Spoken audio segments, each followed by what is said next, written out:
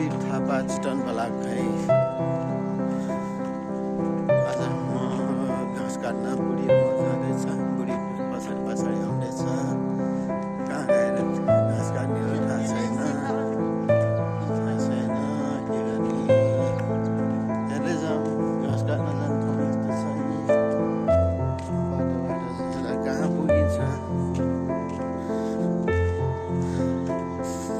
कुलाले बासमती सुरु। आज हामी बुढी र म चाहिँ जङ्गल घाँस र दाउरा काट्न जाँदैछु। पुरा लगातार गरेर 7 दिनसम्म लगातार